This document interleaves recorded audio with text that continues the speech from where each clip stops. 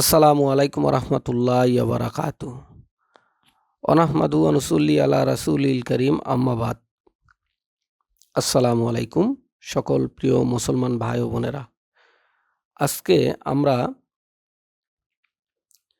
আমি আপনাদের সামনে আজকে এমন এক ব্যক্তি, এমন এক সাহাবীর বিষয় সম্পর্কে আপনাদের তথ্য দিব বা শোনাবো। তিনি যায়েদ ইবনে হারিস রাদিয়াল্লাহু আনহু, আল্লাহর রাসূল সাল্লাল্লাহু আলাইহি ওয়াসাল্লামের হৃদয়ের টুকরো। ওনার বিষয়ে আপনাদের সামনে কিছু অজানা তথ্য তুলে ধরব। আশা করি আমার ভিডিওগুলো সম্পূর্ণ দেখবেন, চ্যানেলটা সাবস্ক্রাইব করে রাখবেন। আমি ১২,০০০ সাহাবা ইকরামদের জীবনী নিয়ে একটি টার্গেট নিয়েছি। ওনাদের সমস্ত জীবনী কোরআন, হাদিস এবং বিভিন্ন গ্রহণযোগ্য কেতাবগুলো রয়েছে, সেগুলো থেকে ওনাদের ইতিহাস তুলে ধরার চেষ্টা করব। একজন মহান সাহাবীর জীবন কাহিনী তুলে ধরব, যিনি ছিলেন না কোনো বংশীয় আভিজাত, ছিল না কোনো কুরাইশ বংশের ধনাঢ্য ব্যক্তি। অথচ আল্লাহ তাআলা তাকে এত বড় মর্যাদা দান করলেন যে তার প্রিয় হাবিব মুহাম্মদুর রাসূলুল্লাহ সাল্লাল্লাহু আলাইহি ওয়াসাল্লামের হৃদয়ের সবচেয়ে কাছের মানুষ বানিয়ে দিলেন। তিনি হলেন যায়েদ ইবনে হারিসা রাদিয়াল্লাহু তাআলা আনহু। তিনি একমাত্র সাহাবী যার নাম পবিত্র কোরআনে সরাসরি যায়েদ বলে উল্লেখিত হয়েছে। তার ডাক নাম ছিল হিব্বু রসুলুল্লাহ, তথা আল্লাহর রাসূল সাল্লাল্লাহু আলাইহি ওয়াসাল্লামের প্রিয় পাত্র। কিন্তু এই প্রিয় পাত্রের জীবনের শুরুটা ছিল খুবই কঠিন। যায়েদ রাদিয়াল্লাহু তাআলা আনহু আরবের কালব গোত্রে জন্মগ্রহণ করেন। ছোটবেলায় একবার তিনি তার মায়ের সাথে নানা বাড়িতে যান। সেখানে হঠাৎ করে এক প্রতিপক্ষ গোত্রের হামলা হয়। সেই হামলায় ছোট্ট যায়েদ এখানে আহত হন। তাকে উকাজের বাজারে বিক্রিত দাস হিসেবে বিক্রি করা হয়। ৪০০ দিরহামের বিনিময়ে তাকে কিনে নেন হাকিম ইবনে হিজাম। তিনি তার ফুপু উম্মুল মুমিনিন খাদিজাতুল কুবরা রাদিয়াল্লাহু আনহুকে উপহার দিলেন। আর খাদিজাতুল কুবরা রাদিয়াল্লাহু আনহুকে তো আল্লাহ তাআলা বেছে নিয়েছিলেন বিশ্বজগতের রহমতের জন্য। তাই তিনি সেই গোলামাটিকে উপহার দিলেন স্বামী মুহাম্মদুর রাসূলুল্লাহ সাল্লাল্লাহু আলাইহি ওয়াসাল্লামকে। অর্থাৎ আম্মাজান খাদিজাতুল কুবরা রাদিয়াল্লাহু আনহু যখন যায়েদকে গোলাম হিসেবে পান, তখন এই গোলামকে, অর্থাৎ এই সাহাবীকে পরবর্তীতে আল্লাহর রাসূল সাল্লাল্লাহু আলাইহি ওয়াসাল্লামকে উপহার দেন। রাসূল সাল্লাল্লাহু আলাইহি সাল্লাম যায়েদকে দেখলেন। এই যায়েদের চেহারা আরবের সম্ভ্রান্ত বংশের ছেলে বলেই সাক্ষ্য দিচ্ছিল। রাসূল সাল্লাল্লাহু আলাইহি সাল্লাম তাকে জিজ্ঞেস করলেন, তুমি কি তোমার পিতার নাম জানো? যায়েদ বললেন, হ্যাঁ, আমি যায়েদ ইবনে হারিসা ইবনে শারাহিল। নবুয়াতের পূর্বে রাহমাতাল লিল আলামিন সেই ছেলেটির মাথায় হাত বুলিয়ে দিলেন এবং তাকে মুক্ত করে দিলেন। বললেন, তুমি এখন থেকে স্বাধীন। তুমি চাইলে তোমার পরিবারের কাছে ফিরে যেতে পারো, না চাইলে আমার সাথেই থাকতে পারো। এই ছোট্ট যায়েদ সেই দিন ফিরে যাননি। তিনি ফিরেছিলেন ভালোবাসার টানে। কিছুদিন পর তার পিতা হারিসা এবং তার চাচা কাব ছেলের সন্ধানে মক্কায় আসলেন। রাসূল সাল্লাল্লাহু আলাইহি সাল্লামের কাছে গিয়ে বললেন, হে আব্দুল মুত্তালিবের পুত্র,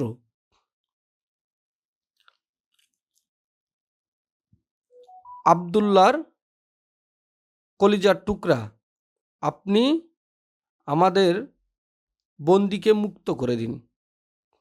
আমরা মুক্তিপণ দিতে রাজি।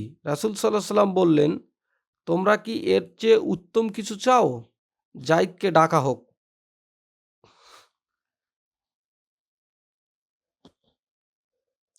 সে যদি তোমাদের বেছে নেয় তবে সে তোমাদের বিনা মুক্তিপণে তোমাদের সঙ্গে চলে যাবে, আর সে যদি আমাকে বেছে নেয় তবে আমি তো কখনো তাকে ছাড়ব না।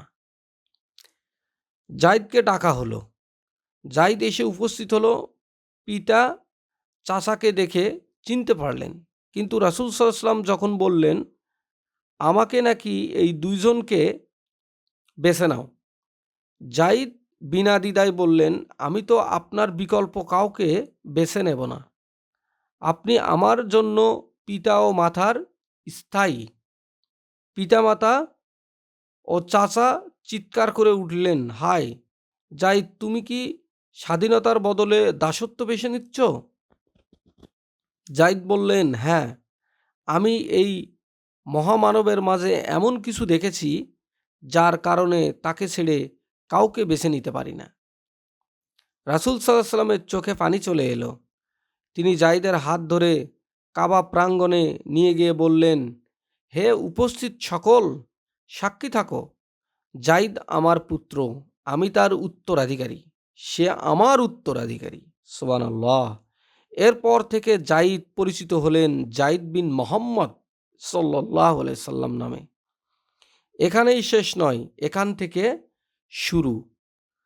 রাসূল সাল্লাল্লাহু আলাইহি সাল্লামের উপর যখন প্রথম ওহী নাজিল হলো, যায়েদ রাদিয়াল্লাহু আনহু ইসলাম গ্রহণ করলেন সর্বপ্রথমের একজন হিসেবে।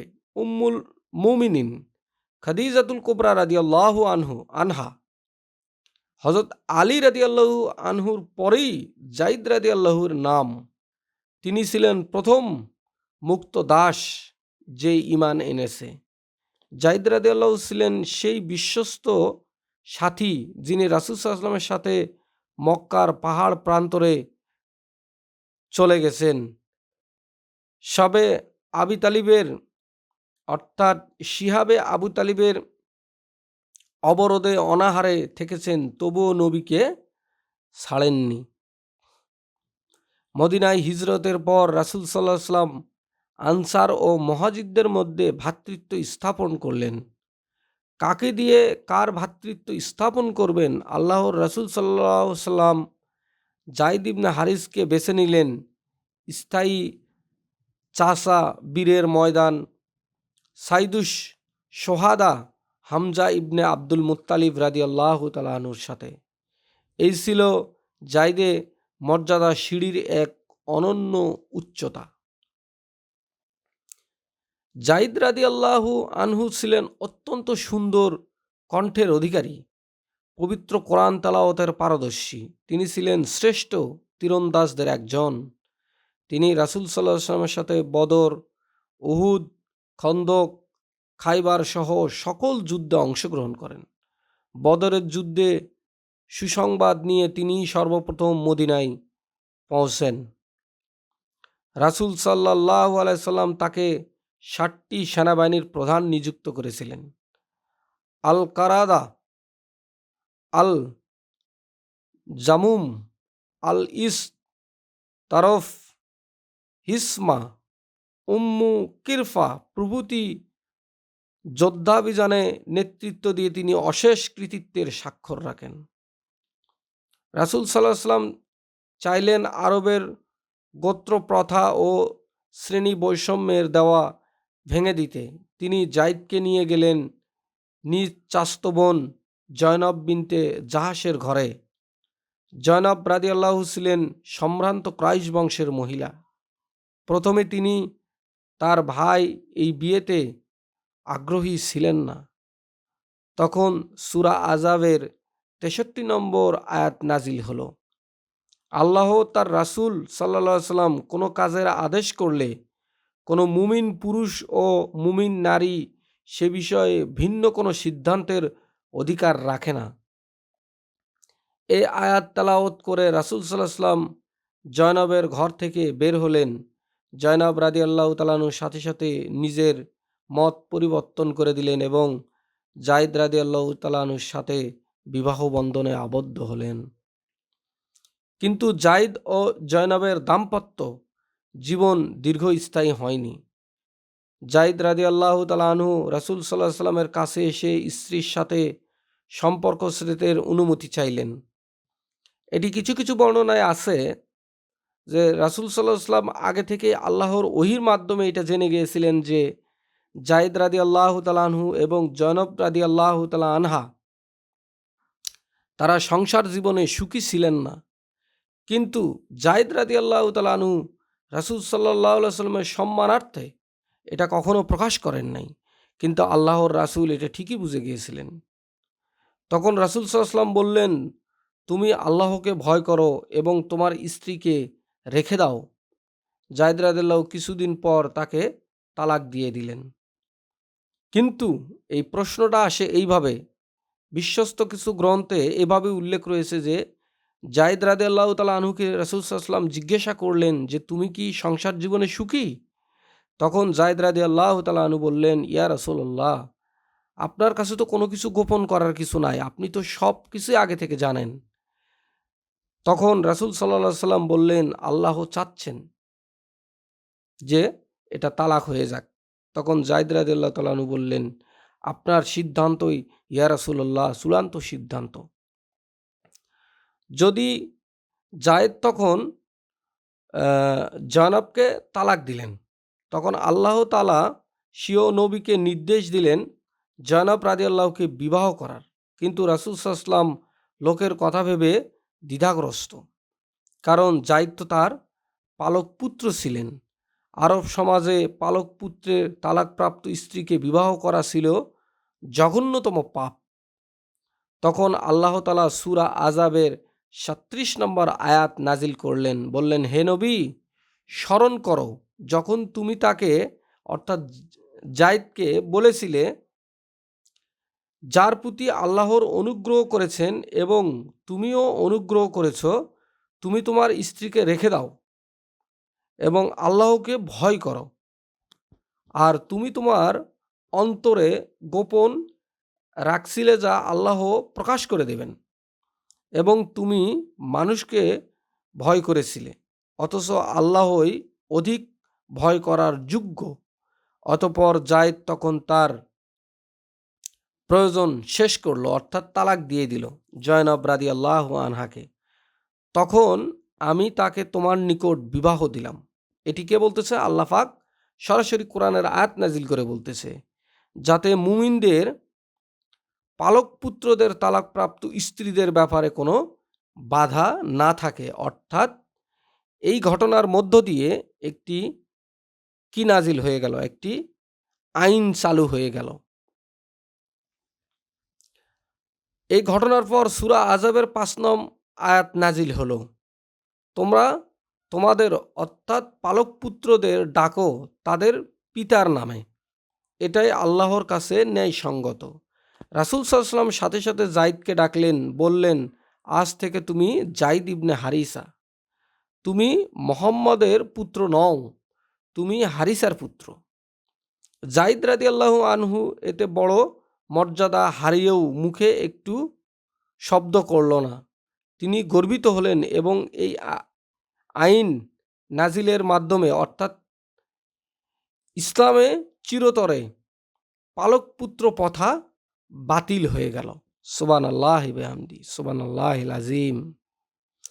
অষ্টম হিজরি রোমান বাহিনীর বিশাল সমাবেশ। রাসূল সাল্লাল্লাহু আলাইহি ওয়াসাল্লাম ৩,০০০ মুহাজিরদের একটি বাহিনী গঠন করলেন। সেনাপতি নিযুক্ত করলেন জায়েদ ইবনে হারিসকে। তিনি বললেন, যদি জায়েদ শহীদ হয় তবে জাফর ইবনে আবু তালিব নেতৃত্ব দিবে। জাফর শহীদ হলে আবদুল্লাহ ইবনে রাওয়াহ নেতৃত্ব দিবে। বিদায়ের সময় জায়েদ রাদিয়াল্লাহু রাসূল সাল্লাল্লাহু আলাইহি ওয়াসাল্লামের পায়ের জুতা মাথার মুকুট বানিয়ে চলে গেলেন। রাসূল সাল্লাল্লাহু আলাইহি ওয়াসাল্লাম মদিনার দাঁড়িয়ে অশ্রু ভেজা চোখ বাহিনীকে বিদায় দিলেন। জায়েদ রাদিয়াল্লাহু পেছনে ফিরে তাকালেন, হয়তো এটাই শেষ দেখা। মোতার প্রান্তরে বিশাল রোমান বাহিনী প্রায় ১,০০,০০০, মুসলিম বাহিনী মাত্র ৩,০০০। জাইদ ইবনে হারিসা রাদিয়াল্লাহু আনহু হাতে তুলে নিলেন পতাকা। তিনি শত্রু সেনাবাহিনীর মাঝে ঢুকে পড়লেন, বীরত্বের সাথে যুদ্ধ শুরু করলেন। এক সময় অসংখ্য বর্ষা তার শরীরে ঢুকে এফড় ওফড় করে দেয়। জাইদ রাদিয়াল্লাহু তাআলা আনহু রক্তে ভেসে গেলেন, তার দেহ মোবারক মাটিতে লুটিয়ে পড়ল। হিব্বু রাসূলুল্লাহ সাল্লাল্লাহু আলাইহি ওয়াসাল্লাম শহীদ হলেন প্রভুর পথে। জায়েদ রাদিয়াল্লাহু তাআলা আনহু শহীদ হয়ে গেলেন। মদিনায় রাসূল সাল্লাল্লাহু আলাইহি ওয়াসাল্লাম সাহাবাদের নিয়ে মসজিদে নববীতে বসা। হঠাৎ তিনি চুপ হয়ে গেলেন। সাহাবারা জিজ্ঞাসা করলেন, নবীজির চোখ বেয়ে পানি পড়তেছে। তিনি বললেন, জাইদ লাওয়া হাতল ধরেছে, জাফর তার সাথে মিলিত হয়েছে, আব্দুল্লাহ ইবনে রাওয়া তাকে অনুসরণ করছে। এরপর রাসূল সাল্লাল্লাহু আলাইহি ওয়াসাল্লাম জায়েদের ঘরে গেলেন। জায়েদের ছোট মেয়ে রুকাইয়াকে দেখে তিনি কাঁদতে লাগলেন। সাদ ইবনে ওবাদা রাদিয়াল্লাহু জিজ্ঞাসা করলেন,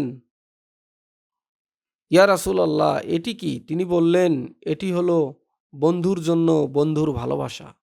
রাসূল সাল্লাল্লাহু আলাইহি ওয়াসাল্লামের আকাশের দিকে তাকিয়ে দোয়া করলেন, আল্লাহুম্মা মাগফিরিলি জাইদ, আল্লাহুম্মা মাগফিরিলি জাইদ, আল্লাহুম্মা মাগফিরিলি জাইদ। তিনবার জাইদের জন্য ক্ষমা প্রার্থনা করলেন। রাসূল সাল্লাল্লাহু আলাইহি ওয়াসাল্লাম জাইদের ছেলে ওসামা ইবনে জাইদকে এত ভালোবাসতেন যে একদিন তিনি ওসামাকে সেনাপতি নিযুক্ত করলে মুনাফিকেরা সমালোচনা করল। রাসূল সাল্লাল্লাহু আলাইহি ওয়াসাল্লাম মেম্বরে দাঁড়িয়ে বললেন, তোমরা যদি আজ ওসামার নেতৃত্বের আলোচনা করো, তবে তোমরা তার আগে তার পিতা জাইদের নেতৃত্বের সমালোচনা করেছিলে।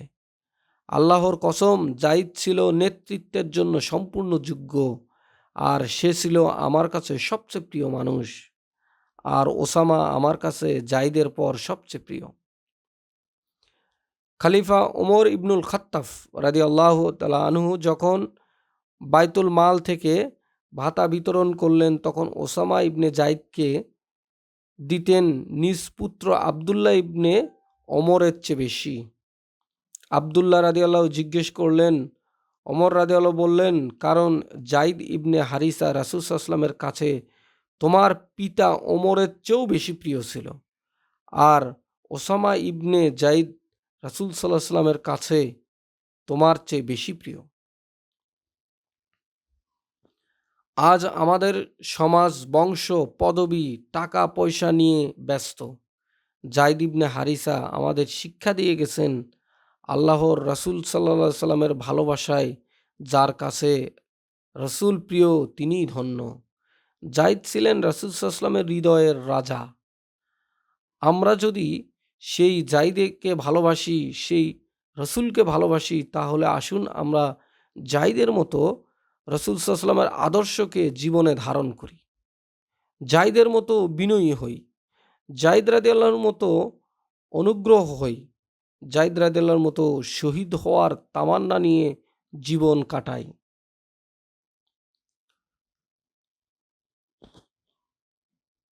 রাসূল সাল্লাল্লাহু আলাইহি সাল্লাম তার প্রিয় পাত্র জাইদ ইবনে হারিস রাদিয়াল্লাহুর মর্যাদা অকপটে ঘোষণা করেছেন। এটি শুধু ব্যক্তিগত স্নেহ নয়, বরং একটি আনুষ্ঠানিক স্বীকৃতি। ইবনে ওমর রাদিয়াল্লাহু বর্ণনা করেন, রাসূল সাল্লাল্লাহু আলাইহি ওয়াসাল্লাম জাইদের পুত্র ওসামা ইবনে জাইদকে সেনাপতি নিযুক্ত করলে লোকেরা সমালোচনা শুরু করে। তখন নবী করিম সাল্লাল্লাহু আলাইহি ওয়াসাল্লাম মিম্বরে দাঁড়িয়ে ঘোষণা করলেন, তোমরা যদি আজ ওসামার নেতৃত্বের সমালোচনা করো, তবে তোমরা এর আগে তার পিতা জাইদের নেতৃত্বের সমালোচনা করেছিলে। আল্লাহর কসম, জাইদ ছিল নেতৃত্বের জন্য সম্পূর্ণ যোগ্য। আজ সে ছিল আমার কাছে সর্বাধিক প্রিয় ব্যক্তি, আর ওসামা আমার কাছে জাইদের পর সর্বাধিক প্রিয় পাত্র। এই বক্তব্যের অত্যন্ত গুরুত্বপূর্ণ, কারণ রাসূল সাল্লাল্লাহু আলাইহি ওয়াসাল্লাম স্বীয় চাচা হামজা রাদিয়াল্লাহু আনহু, আব্বাস রাদিয়াল্লাহু আনহু অথবা আবু বকর সিদ্দিক রাদিয়াল্লাহু ব্যাপারে এরূপ মানে আমার নিকট সর্বাধিক প্রিয়। এই অভিধা প্রয়োগ করেননি। এটি প্রমাণ করে যায়েদ রাদিয়াল্লাহু রাসূল সাল্লাল্লাহু আলাইহি ওয়াসাল্লামের হৃদয় অন্তরে বিশেষ স্থান দখল করে রাখছিল। পুত্রত্বের আইন বাতিলের পর রাসূল সাল্লাল্লাহু আলাইহি ওয়াসাল্লাম যায়েদের জন্য একটি অনন্য সম্মানসূচক পরিচয় ঘোষণা করেন। আব্দুল্লাহ ইবনে ওমর রাদিয়াল্লাহু আনহু বলেন, আমরা যায়েদ ইবনে হারিসকে অর্থাৎ যায়েদ ইবনে মুহাম্মদ ছাড়া অন্য নামে ডাকতাম না। অবশেষে কোরআনে সূরা আহজাবের আয়াত ৫ নাজিল হলো। তখন রাসূল সাল্লাল্লাহু আলাইহি ওয়াসাল্লাম বললেন, তুমি আমাদের ভাই এবং আমাদের আজাদকৃত গোলাম। এখানে আখুনা অর্থাৎ আমাদের ভাই শব্দটি দ্বারা রাসূল সাল্লাল্লাহু আলাইহি ওয়াসাল্লাম যায়েদকে আত্মীয়তার বন্ধনে আবদ্ধ করেছেন, যা বংশীয় কোনো সম্পর্ক নয় বরং ঈমানী নেতৃত্বের চূড়ান্ত নিদর্শন। মোতার যুদ্ধে যায়েদ রাদিয়াল্লাহু শাহাদাতের খবর আসমানি পর্দায় রাসূল সাল্লাল্লাহু আলাইহি ওয়াসাল্লামকে জানিয়ে দেওয়া হয়েছিল। আবু কাতাদা রাদিয়াল্লাহু বর্ণনা করেন, রাসূল সাল্লাল্লাহু আলাইহি ওয়াসাল্লাম মিম্বরে আরোহণ করে মুসলিমদের আহ্বান করছিলেন এবং বললেন, আমি কি তোমাদের এই যুদ্ধরত সেনাবাহিনীর খবর দেব না? তারা শত্রুর মুখোমুখি হয়েছে, যায়েদ শহীদ হয়েছেন, তোমরা তার জন্য ক্ষমা প্রার্থনা করো। এটি ইবনে হিসাব, হাদিস নাম্বার হচ্ছে ৭০৪৮। এটি প্রমাণ করে রাসূল সাল্লাল্লাহু আলাইহি ওয়াসাল্লাম প্রকাশ্য মজলিসে উম্মতকে যায়েদের জন্য দোয়া করতে নির্দেশ দিয়েছেন, যা তাকে বিশেষ মর্যাদার আসনে অধিষ্ঠিত করে।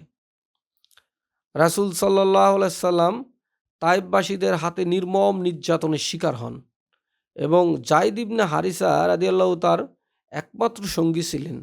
দুজনেই পাথর নিক্ষেপের আঘাতে রক্তাক্ত।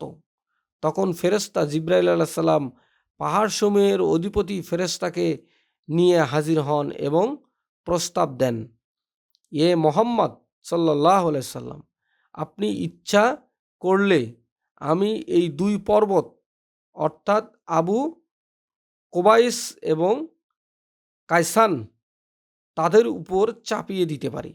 এই ঘটনার বিশেষ তাৎপর্য হলো জিবরাইল আলাইহিস সালাম প্রস্তাবটি প্রদান করেন এমন এক পরিস্থিতিতে যখন যায়েদ রাদিয়াল্লাহু নবীজির পাশে দাঁড়িয়ে একই নির্যাতন সহ্য করছিলেন। ফেরেশতা রাসূল সাল্লাল্লাহু আলাইহি ওয়াসাল্লামের সঙ্গী হিসেবে যায়েদকে স্বীকৃতি দিচ্ছেন এবং যায়েদের দুঃখ কষ্ট তাদের নজর এড়ায়নি। মহান আল্লাহ তাআলা পবিত্র কোরআনে সরাসরি যায়েদ ইবনে হারিস নাম উল্লেখ না করলেও একটি গুরুত্বপূর্ণ আয়াত ব্যাখ্যায় তাফসীরকারকগণ যায়েদ রাদিয়াল্লাহুকে অন্তর্ভুক্ত করেছেন। সূরা আল জুমার আয়াত নাম্বার ১৭ থেকে ১৮ আল্লাহ বলেন, যারা তাগুদের ইবাদত থেকে দূরে থাকে, আল্লাহ অভিমুখী হয়, তাদের জন্য সুসংবাদ। সুতরাং আমার বান্দাদের সুসংবাদ দাও, যারা বাণী শ্রবণ করে এবং তার উত্তম অনুসরণ করে। তাদেরকেই আল্লাহর পথ নির্দেশ দান করেছেন এবং তারাই বোধশক্তি সম্পূর্ণ। এই আয়াতে বোধশক্তি সম্পূর্ণ বান্দাদের উদাহরণ হিসেবে যায়েদ ইবনে ওমর ইবনে নোফাইল, সালমান আল ফারসি, আবু যর আল গিফারি এবং যায়েদ ইবনে হারিসা রাদিয়াল্লাহু তাআলা আনহুর নাম উল্লেখিত হয়েছে। এটি অত্যন্ত মর্যাদাপূর্ণ একটি কোরআনী স্বীকৃতি যে যায়েদ রাদিয়াল্লাহু সেই নির্বাচিত বান্দাদের অন্তর্ভুক্ত যারা শ্রবণীয় ও অন্তর দিয়ে সত্য গ্রহণ করেছে এবং উত্তম পথের অনুসারী। খলিফা ওমর ইবনুল খাত্তাব রাদিয়াল্লাহু তাআলা আনহু যায়েদ ইবনে হারিসা রাদিয়াল্লাহু তার পুত্র ওসামার প্রতি রাসূল সাল্লাল্লাহু আলাইহি সাল্লামের অগাধ ভালোবাসার বিষয়টি গভীরভাবে উপলব্ধি করতেন এবং তা বাস্তবায়ন করতেন। ইবনে ওমর রাদিয়াল্লাহু তাআলা আনহু বর্ণনা করেন, ওমর রাদিয়াল্লাহু বাইতুল মাল থেকে বরাদ্দ বিতরণের সময় ওসামা ইবনে জাইদকে ৩,৫০০ দিরহাম এবং আবদুল্লাহ ইবনে ওসামাকে ৩,০০০ দিরহাম দিতেন। আবদুল্লাহ রাদিয়াল্লাহু পিতাকে জিজ্ঞেস করলেন, ওসামা কোন যুদ্ধে আমার চেয়ে বেশি অংশগ্রহণ করেননি, অথচ আপনি তাকে আমার চেয়ে বেশি দেন? উত্তরে ওমর রাদিয়াল্লাহু বলেন, কারণ জাইদ ইবনে হারিসা রাসূল সাল্লাল্লাহু আলাইহি ওয়াসাল্লামের নিকট তোমার পিতার ওমরের চেয়েও বেশি প্রিয় ছিল। আর ওসামা ইবনে জাইদ রাসূল সাল্লাল্লাহু আলাইহি ওয়াসাল্লামের নিকট তোমার চেয়ে বেশি প্রিয় ছিল। তাই আমি রাসূল সাল্লাল্লাহু আলাইহি ওয়াসাল্লামের এই প্রিয় ব্যক্তিকে আমার প্রিয় ব্যক্তির উপর অগ্রাধিকার দিলাম। এই ঘটনায় প্রমাণ করে খোলাফায়ে রাশেদা জাইদ রাদিয়াল্লাহু মর্যাদা সম্পর্কে পুরোপুরি অবগত ছিলেন। রাসূল সাল্লাল্লাহু আলাইহি ওয়াসাল্লামের ভালোবাসাকে তারা জীবনের সর্বক্ষেত্রে প্রাধান্য দিতেন। উম্মুল মুমিনিন আয়েশা রাদিয়াল্লাহুর মন্তব্য, যদিও আয়েশা রাদিয়াল্লাহু খোলাফায়ে রাশেদার অন্তর্ভুক্ত নন, তবে তার বক্তব্য অত্যন্ত গুরুত্বপূর্ণ। সূরা আযাবের ৩৭ নম্বর আয়াত প্রসঙ্গে আয়েশা রাদিয়াল্লাহু তাআলা আনহা বলেন, যদি রাসূল সাল্লাল্লাহু আলাইহি ওয়াসাল্লাম কোরআনের কোনো আয়াত গোপন করতে চাইতেন তবে অবশ্যই এই আয়াতটি গোপন করতেন। এটি সহিহ বুখারী হাদিস নাম্বার ৭৪২০। এই বক্তব্য প্রমাণ করে জাইদ রাদিয়াল্লাহুর তালাকপ্রাপ্ত স্ত্রী ঘটনা রাসূল সাল্লাল্লাহু আলাইহি ওয়াসাল্লামের জন্য কতটা কষ্টকর ছিল, অথচ তিনি আল্লাহর নির্দেশে তা প্রকাশ করেছেন এবং জাইদ রাদিয়াল্লাহু ছিলেন এই ঐতিহাসিক আইন সংস্কারের কেন্দ্রবিন্দু। এখানে সহিহ বুখারী এবং সহিহ মুসলিম বিভিন্ন গ্রন্থ, হাদিস গ্রন্থগুলো থেকে আমরা ওনার সম্পর্কে সরাসরি কিছু ঘটনা প্রবাহ উল্লেখ করব। এখানে সহিহ বুখারী হাদিস নাম্বার ৪২৫০। আমাদেরকে খালিদ ইবনে মাখলাদ বর্ণনা করেছেন, তিনি সুলাইমান থেকে, তিনি আবদুল্লাহ ইবনে দিনার থেকে, তিনি আবদুল্লাহ ইবনে ওমর রাদিয়াল্লাহু থেকে বর্ণনা করেন। নবী সাল্লাল্লাহু আলাইহি সাল্লাম একটি বাহিনী প্রেরণ করেন এবং তাদের উপর ওসামা ইবনে জাইদকে আমির নিযুক্ত করেন।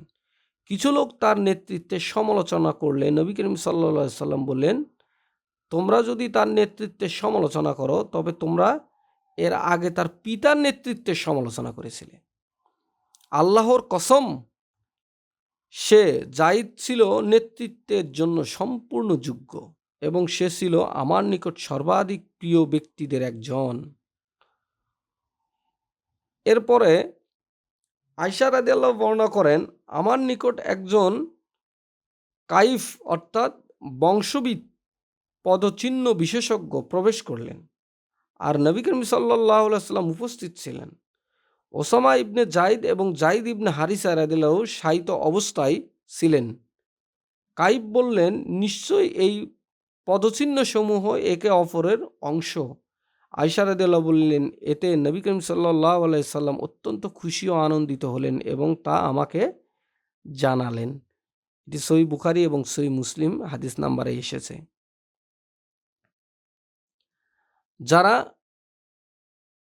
যারা ইবনে আজিব রাদিয়াল্লাহু তাআলা আনহু নবী করিম সাল্লাল্লাহু আলাইহি সাল্লাম থেকে বর্ণনা করেন যে তিনি জাইদ রাদিয়াল্লাহুকে বললেন, তুমি আমাদের ভাই এবং আমাদের মুক্ত দাস।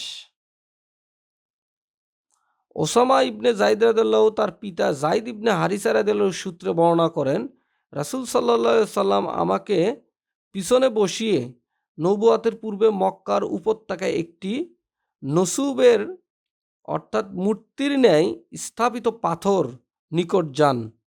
আমরা তার জন্য একটি ছাগল জবাহ করলাম। অতঃপর জাইদ ইবনে ওমর ইবনে নোফাইলের সাথে সাক্ষাৎ এবং তাওহীদের সন্ধানে দীর্ঘ ঘটনা বর্ণিত হয়েছে। ইবনে ওমর রাদিয়াল্লাহু তাআলা বলেন, আমরা জাইদ ইবনে হারিসাকে জাইদ বিন মোহাম্মদ ছাড়া অন্য নামে ডাকতাম না। অবশেষে আয়াত নাজিল হলো, তোমরা তাদের ডাকো তাদের পিতার নামে, এটাই আল্লাহর নিকট ন্যায়সঙ্গত। সূরা আযাবের ৫ নম্বর আয়াত। আয়েশা রাদিয়াল্লাহু তাআলা আনহা বলেন, যদি রাসূল সাল্লাল্লাহু আলাইহি সাল্লাম ওহীর কিছু অংশ গোপন করতেন তবে অবশ্যই এই আয়াতটি গোপন করতেন। আর স্মরণ করো, যখন তুমি তাকে বলেছিলে, যার প্রতি আল্লাহর অনুগ্রহ করেছেন, তুমিও অনুগ্রহ করেছ, তুমি তোমার স্ত্রীকে রেখে দাও, আল্লাহকে ভয় করো, আর তুমি তোমার অন্তরে গোপন রাখছিলে যা আল্লাহ প্রকাশ করবেন। সূরা আযাবের ৩৭ নম্বর আয়াত। অর্থাৎ এইটা দ্বারা স্পষ্ট আকারে বোঝা যাচ্ছে যে রাসূল সাল্লাল্লাহু আলাইহি ওয়াসাল্লাম পরবর্তীতে ওনার স্ত্রীকে যে বিবাহ করলেন, এটি রাসূল সাল্লাল্লাহু আলাইহি ওয়াসাল্লাম করেছেন সম্পূর্ণ আল্লাহর নির্দেশে। অর্থাৎ ওই সময় কাফের মুশরিকেরা এটি দিয়ে একটা বড় ধরনের বিভ্রান্তি সৃষ্টি করত। আমার রসুলকে তারা প্রশ্নবিদ্ধ করত, কিন্তু আল্লাহ তাআলা কোরআনের আয়াত নাজিল করে এই বিষয়টাকে সম্পূর্ণ ক্লিয়ার করে দিলেন এবং বললেন, আমার হাবিব কত পবিত্র সেটা তোমরা এই আয়াত থেকে স্পষ্ট আকারে বুঝে নাও। ওসামা ইবনে যায়েদ রাদিয়াল্লাহু বর্ণনা করেন, নবী করিম সাল্লাল্লাহু আলাইহি সাল্লাম যায়েদ রাদিয়াল্লাহু বলেন, হে যায়েদ, তুমি আমার মাওলা, আমার অংশ এবং আমার দিকে প্রত্যাবর্তনকারী, তুমি আমার নিকট সমস্ত লোকের মধ্যে সর্বাধিক প্রিয়। আব্দুল্লাহ ইবনে ওমর রাদিয়াল্লাহু তাআলা আনহু বলেন, মুতার যুদ্ধের দিন রাসূল সাল্লাল্লাহু আলাইহি সাল্লামের ভোরে যায়েদ জাফর ও ইবনে রাওয়ার মৃত্যুর সংবাদ দিলেন। তিনি যখন কারো মৃত্যুর সংবাদ দিতেন তখন তার নিকট সংবাদ পৌঁছার আগেই তা বলে দিতেন। তিনি বললেন, হে আল্লাহ, যায়েদকে ক্ষমা করো, হে আল্লাহ, যায়েদকে ক্ষমা করো, হে আল্লাহ, যায়েদকে ক্ষমা করো। অতঃপর বললেন, আল্লাহ জাফর এবং আব্দুল্লাহ ইবনে রাওয়াকে ক্ষমা করো। অর্থাৎ যায়েদ রাদিয়াল্লাহু তাআলা আনহুর জন্য তিনবার আল্লাহর দরবারে দোয়া করেছিলেন।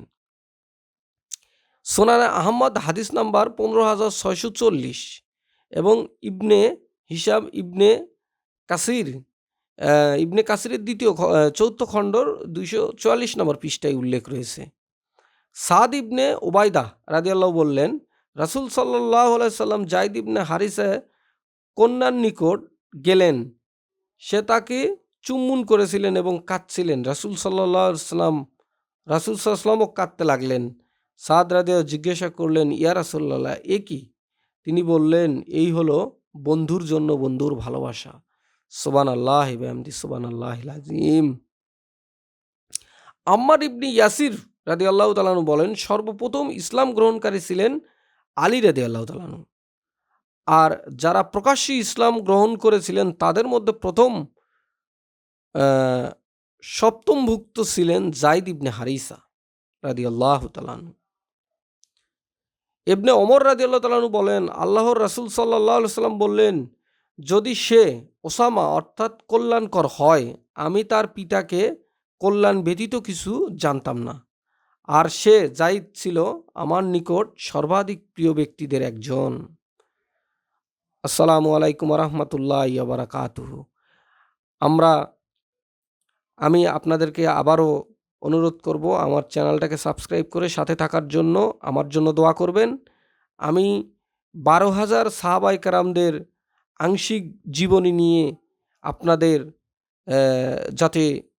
আপনাদের সামনে যাতে উপস্থাপন করতে পারি, এই জন্য আপনারা সবাই আমার জন্য দোয়া করবেন। আমিও আপনাদের জন্য দোয়া করব। আপনাদেরকে সবাই যারা আমার এই ভিডিও দেখতেছেন, শুনতেছেন, আল্লাহ তাআলা আপনাদের সবাইকে ঈমানের সহিত রাখুক, দুনিয়াবি সকল প্রকার বিপদ আপদ থেকে হেফাজত করুক এবং ঈমানের সহিত আপনাদের আমি সহ সকলকে মৃত্যুবরণ করার তৌফিক দান করুক। আখির দাওয়ানা আলহামদুলিল্লাহি রাব্বিল আলামিন। আসসালামু আলাইকুম ওয়া রাহমাতুল্লাহি ওয়া বারাকাতুহু।